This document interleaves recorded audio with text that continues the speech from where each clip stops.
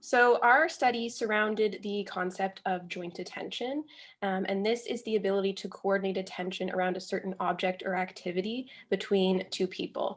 So for example, if a child is engaged with playing with a toy, they'll be engaging in joint attention with their mother if they look at the toy, look back to their mother, point, or involve the mother in any way with their play.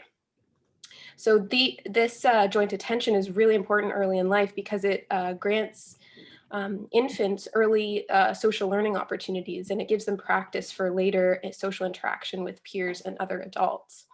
Joint attention is also very important for learning emotion regulation and turn taking, and it predicts lower internalizing and externalizing behaviors later on in life.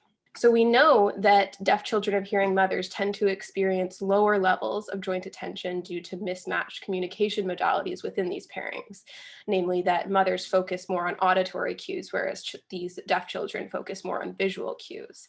And therefore, these deaf children of hearing mothers could be at a disadvantage for early learning opportunities and could potentially be disadvantaged as well in their social competence. So our main questions were, first, is joint attention always lower in deaf children and hearing mothers? And does it matter what kind of activity they're engaging in? For example, are they more able to engage in joint attention during more structured tasks versus unstructured tasks? Another question is, if deaf children are successful in achieving joint attention with their mothers, can they have similar social competence to hearing children, or is there something else going on there? So we assessed two cohorts within this study, all children between 18 and 36 months, so in the toddler range. First, we assessed 27 deaf children and their hearing mothers, and all of these children were either severely or profoundly deaf. And they were recruited from a preschool home visiting program that was administered by the Ontario Ministry of Education and Training. And we also had 55 hearing children and their hearing mothers. And these children were recruited from local hospitals at the time of their birth, and they were later followed up when they were the appropriate age for this study. So all children took part in one free play task, which was about 5 minutes long, and then 4 semi-structured tasks with their mother. And these semi-structured tasks were things like sharing a book with their mother, or playing with bubbles, or playing with a laser pointer. So some more goal-directed activities. And all of these activities took part in their homes. The sessions were videotaped and later behaviorally coded for joint attention. And then mothers also reported on the children's social competence using a questionnaire. We found that hearing children achieved better joint attention when engaging in free play, so this was an extension of the previous literature. However, there was no difference between hearing children and deaf children during more semi-structured play. So for example, reading a book with their mother. So this shows that deaf children can and do achieve typical joint attention, especially during more goal-directed play.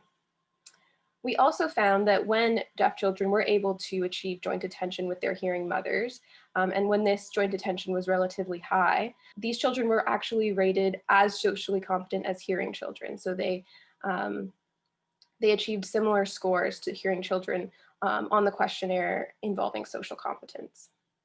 This finding shows that deaf children, although previously seen to be socially disadvantaged due to the mismatched modalities with their mothers and with their peers, that not all children will experience lower social competence if they're able to properly achieve high levels of joint attention. Because of the many studies that have been published on the differences between hearing children and deaf children in the realm of joint attention especially, and in social competence more broadly, this definitely changed our understanding of the differences between deaf children and hearing children. We initially hypothesized that deaf children would be more sensitive to the task at hand and would probably be able to engage in effective joint attention with their mothers if there was a goal-directed activity. However, in more fluid environments where there's more room for the deaf child or the hearing mother to either fail in their initiations or responses, that there would be more room for error. In regards to parents, as long as mothers and other caregivers continue to work with their deaf children using more accessible communication modalities, namely those that are more visual, such as pointing, tapping, or signing within the child's visual field, high quality communication can be achieved between child and parent. And as a result, social competence levels can be comparable to hearing children. For mothers and other parents and those involved in interventions for deaf children, this study shows that it may be easier to start with more goal-directed interaction early on in development and slowly remove the structure within these social interactions to allow for children and mother to learn more about how to engage with one another. This study is also important for researchers to consider context when designing future experiments involving joint attention. The biggest limitation in our study was that we weren't able to properly explore any subtle differences within the deaf children, so specific heterogeneity within the deaf children, especially when it comes to communication modalities. Distinguish, even within deaf children, this heterogeneity with how they communicate with their mothers. Some children are really encouraged to use residual hearing to communicate with others, whereas some children are encouraged to use more visual signing and gestures from their parents.